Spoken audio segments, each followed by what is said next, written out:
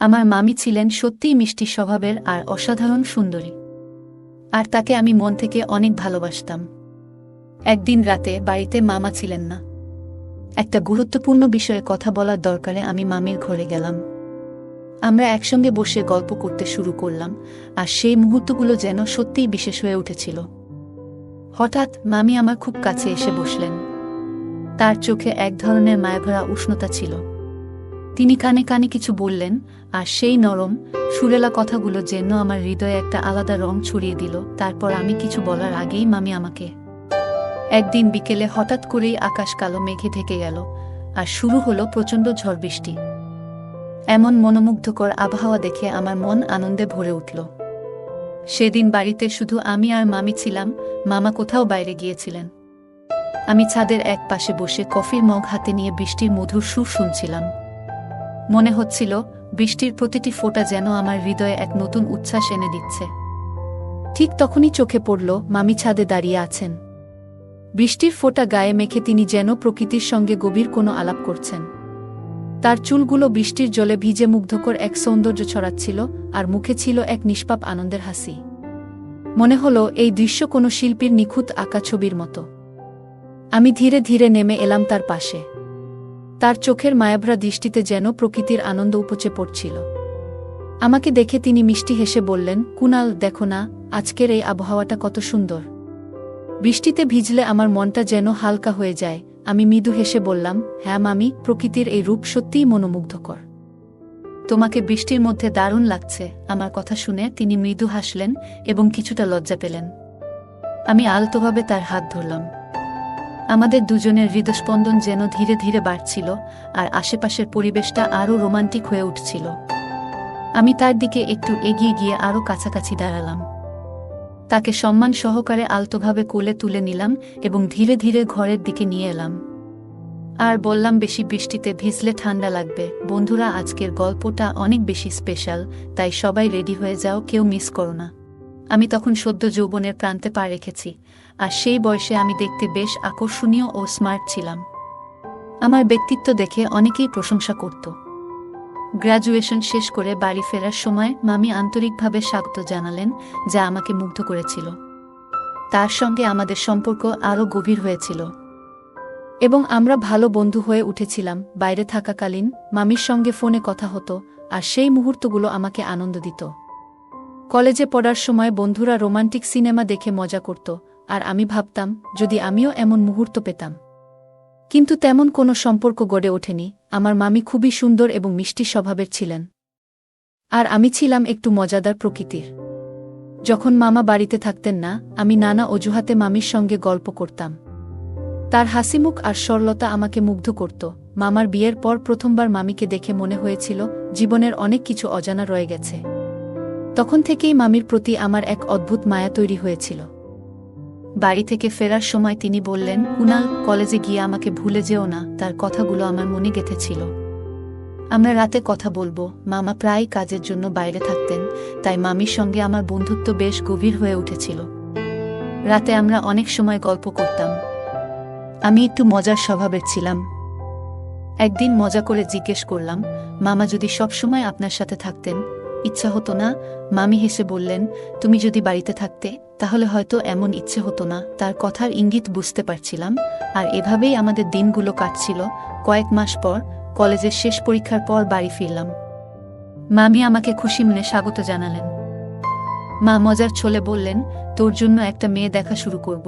আমি হেসে বললাম, মা, মেয়ে দেখার হলে মামির মতো কাউকে খুঁজো। কথাটা শুনে মামি লজ্জায় হেসে ফেললেন। সেদিন বিকেলে মামি আমার ঘরের সামনে এসে বললেন, কুনাল, বাজারে যেতে হবে। মায়ের শরীর ভালো নেই, আর তোমার মামা ব্যস্ত। আমি হেসে বললাম, চিন্তা করবেন না, আমি রেডি হয়ে আসছি। কিছুক্ষণ পর নিচে এসে দেখি মামি পুরো প্রস্তুত হয়ে বসে আছেন। তাকে দেখে সেদিন মনে হলো যেন তিনি আরও বেশি সুন্দর লাগছেন। পরনে ছিল একটি আকর্ষণীয় শাড়ি, যা তার সৌন্দর্যকে যেন আরও বাড়িয়ে তুলেছিল। কিছুক্ষণ তার দিকে তাকিয়ে আমি মুগ্ধ হয়ে দাঁড়িয়ে রইলাম। মামি মুচকি হেসে বললেন, কি হলো কুনাল, যাবে না? তার হাসিটা যেন হৃদয়ের ভেতর কোথাও একটা স্পর্শ করল। তড়িঘড়ি সামলে নিয়ে বললাম, হ্যাঁ হ্যাঁ, চলুন মামি। আমি বাইকটা বের করলাম, আর মামি পেছনে এসে বসলেন। তার কাছাকাছি থাকা তার শাড়ির মিষ্টি সুবাস আর তার নরম কণ্ঠস্বর সব মিলিয়ে মুহূর্তটা যেন অন্য রকম হয়ে উঠেছিল। যখন মামি আমার কাঁধে হাত রাখলেন তখন মনে হলো যেন মনের মধ্যে অনেকগুলো আবেগ উথলে উঠছে। আমাদের বাড়ি থেকে বাজার প্রায় 25 মিনিটের দূরত্বে ছিল, কিন্তু আমি খুব ধীরে বাইক চালাচ্ছিলাম। এই মুহূর্তগুলো যেন ধীরে ধীরে উপভোগ করতে চাচ্ছিলাম। বাইক চালানোর সময় আমি মাঝে মধ্যে পেছনের আয়নায় মামিকে দেখতে লাগলাম। মামি হেসে বললেন, কুনাল, গাড়ি এত আস্তে চালাচ্ছ কেন? পেছনের মানুষরাও আমাদের পেরিয়ে যাচ্ছে। আমি মজা করে বললাম, মামি, ধীরে গাড়ি চালালে আমাদের জন্যই ভালো। তারপর মামি বললেন, ঠিক আছে। আর আয়নায় আমাকে না দেখে সামনে দেখো, না হয় বড় কোনো বিপদে ফেলবে। তার কথা শুনে আমার একটু লজ্জা হলো, তাই আর কিছু বললাম না। আমরা বাজারে গিয়ে সবজি কিনে ফেরার পথে বের হলাম। ফেরার সময়ও আমি ধীরে বাইক চালালাম, মাঝে মাঝে ব্রেক মারতাম, কিন্তু নিজেকে সংযত রেখেছিলাম। সম্পর্কের গুরুত্ব বুঝে আমি পুরোপুরি নিয়ন্ত্রণে থাকলাম। কিছুক্ষণ পর আমরা বাড়ি পৌঁছালাম। দরজায় এসে দেখি মা হাসি মুখে আমাদের জন্য অপেক্ষা করছেন। একদিন মা আমার হাত ধরে ঘরে নিয়ে গেলেন। আমি ভেবেছিলাম কোনো কাজের জন্য ডেকেছেন, কিন্তু ঘরে ঢুকেই তিনি বললেন, বাবা, তোমার সাথে একটা গুরুত্বপূর্ণ কথা বলার আছে। আমি অবাক হয়ে বললাম, কি কথা মা? বলো। মা চিন্তিতভাবে বললেন, তোমার মামা বিয়ের পর থেকে প্রায়ই বাড়ির বাইরে থাকেন। আমার মনে হচ্ছে তিনি হয়তো অন্য কারো সঙ্গে সম্পর্কে জড়িয়ে পড়েছেন। মায়ের কথা শুনে আমি হতভম্ব হয়ে গেলাম। বললাম, মা, তুমি এমন কথা কেন বলছো? মামা তো কাজের জন্য বাইরে থাকেন।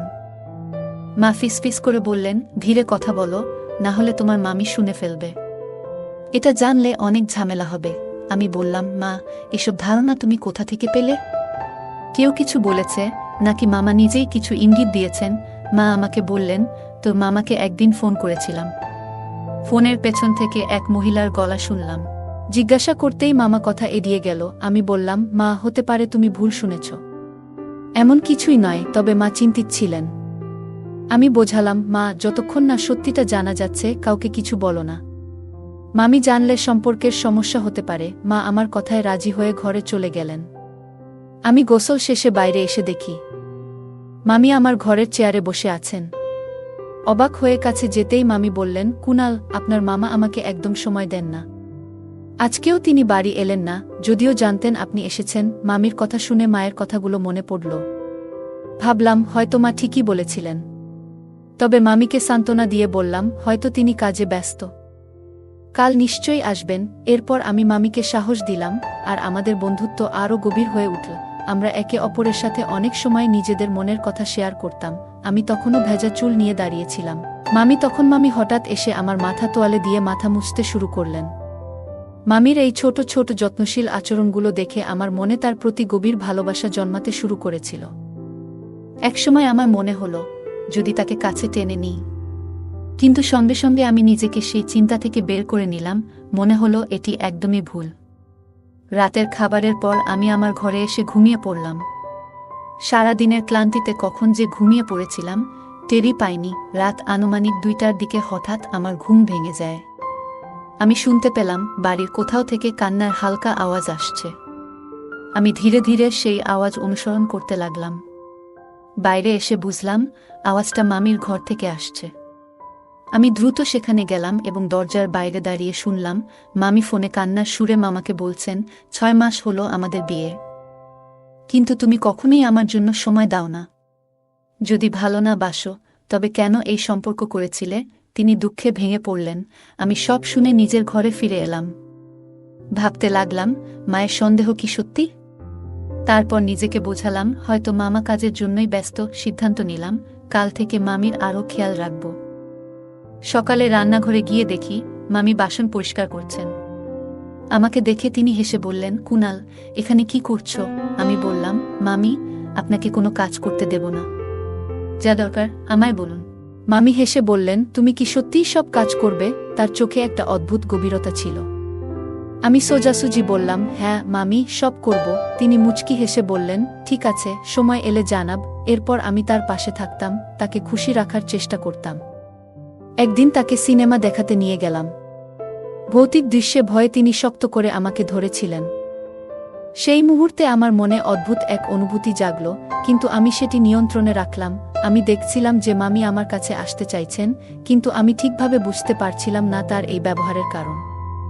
আমি চেষ্টা করছিলাম যাতে আমরা দুজনেই ভালো থাকি। সিনেমা শেষ হওয়ার পর আমরা যখন বাড়ি ফিরছিলাম, তখন রাত ছিল এবং শীতের হাওয়া বইছিল। মামি হালকা ঠান্ডায় একটু কাঁপছিলেন। এমতাবস্থায় আমি মামির জন্য নিজের চাদর এগিয়ে দিলাম এবং মামি ধীরে ধীরে আমার পাশে একটু ঘেঁষে এলেন। এই ছোট ছোট মুহূর্তগুলোতে আমাদের মধ্যে এক অদ্ভুত ধরনের বোঝাপড়া তৈরি হচ্ছিল। আমি সবসময় মামির পাশে থাকতে চাইতাম, যেন তিনি সুরক্ষিত অনুভব করেন। রাতের শীতলতায় আমাদের সম্পর্ক আরও দৃঢ় হচ্ছিল, তবে তার আচরণ মাঝে মাঝে আমাকে দ্বিধাগ্রস্ত করে তুলছিল। বাইক চালিয়ে বাড়ি ফেরার পর দেখি মামা উপস্থিত, কিন্তু তার সঙ্গে ছিলেন এক অপরিচিত মেয়ে। মামিকে দেখে মামা খুশি হলেও ওই মেয়েকে দেখে আমরা সবাই হতভম্ব। মা পাশে বসে কাঁদছিলেন। আমি জানতে চাইলাম, মা কি হয়েছে? মা কান্নাজড়িত কণ্ঠে বললেন, তোর মামা আবার বিয়ে করেছে। সে বলছে এই মেয়ের সঙ্গেই সে বাকি জীবন কাটাবে। মামি কথা শুনে ভেঙে পড়লেন। ক্ষোভে তিনি মামার দিকে তাকিয়ে বললেন, তাই তুমি আমার কাছ থেকে দূরে সরে গিয়েছিলে? যদি অন্য কাউকে ভালোবাসতে, অন্তত আমাকে জানাতে পারতে। কেন আমার জীবন নষ্ট করলে? মামা চুপ ছিলেন। আমি রাগান্বিত হয়ে বললাম, মামা, আমাদের সবার সঙ্গে এমন প্রতারণা কেন করেছ? মামা ধীরে ধীরে উত্তর দিলেন, আমি নিজেই হতাশ ছিলাম। মার চাপে তানিয়ার সঙ্গে বিয়ে করেছিলাম, কিন্তু সেই সম্পর্ক আমাকে সুখী করেনি। তাই আমি সিদ্ধান্ত নিয়েছি, আর মিথ্যে সম্পর্ক টেনে নিয়ে যেতে পারবো না। আমি ভেবেছিলাম সময়ের সঙ্গে সঙ্গে সব ঠিক হয়ে যাবে, কিন্তু সেটাই আমার ভুল ছিল। যেখানে আমি কাজ করি সেখানে পূজা নামে এক মেয়ের সাথে আমার সম্পর্ক গড়ে ওঠে এবং আমরা একে অপরকে ভালোবেসে ফেলি। তাই আমি তার সাথেই দ্বিতীয় বিয়ে করেছি। তানিয়াকে আমি কখনো খুশি রাখতে পারিনি, এবং সত্যি বলতে গেলে আমাদের মধ্যে কোনো ঘনিষ্ঠ সম্পর্ক ছিল না। আপনারা চাইলে তানিয়ার কাছেও জানতে পারেন। আমরা যখন তানিয়া মামির দিকে তাকালাম, তখন তিনি নীরবে মাথা নিচু করে দাঁড়িয়েছিলেন। তিনি বললেন, আমি জানতাম না যে বিয়েটা তোমার মামার ইচ্ছার বিরুদ্ধে হয়েছিল। যদি আমি আগে জানতাম যে মা এই বিয়েটা জোর করে করিয়েছেন, তবে কখনোই বিয়েতে রাজি হতাম না। তানিয়া মামি কথা বলতে বলতে কেঁদে উঠলেন। তারপর তিনি ডিভোর্স পেপার নিয়ে এসে সেগুলোতে সই করলেন। মা খুব রাগে মামার উপর চিৎকার করছিলেন, কিন্তু মামার মধ্যে কোনো প্রতিক্রিয়া দেখা যাচ্ছিল না। কারণ যা হওয়ার ছিল তা তো হয়েই গিয়েছিল। মামা আবার অন্য শহরে ফিরে গিয়েছিলেন, যেখানে তিনি সেই মেয়েটির সাথে কাজ করতেন। আমরা সবাই মিলে মামাকে অনেক বোঝানোর চেষ্টা করেছিলাম, কিন্তু সম্পর্কের ব্যাপারে জোরাজুরি করা যায় না।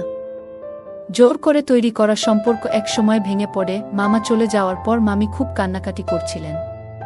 আমি এবং মা তাকে অনেক বোঝানোর চেষ্টা করলাম। বললাম, তোমার সামনে এখনো অনেক জীবন পড়ে আছে, চিন্তা করো না। কিন্তু মামি বললেন, আমি এখন কোথায় যাব যখন আমার স্বামী আর আমার কাছে নেই? তখন মা তাকে সান্ত্বনা দিয়ে বললেন, মেয়ে, তোকে কোথাও যেতে হবে না। আমি তোকে অনেক ভালোবাসা দিয়ে এই ঘরে এনেছিলাম। তোর বাবা মা নেই, তাই তুই আমাদের সাথেই থাকবে। আমি এবার কোনো ভুল করব না। যদি ভালো কোনো ছেলে পাই তবে ভেবেচিন্তে তোর জন্য ভালো একটা ব্যবস্থা করব।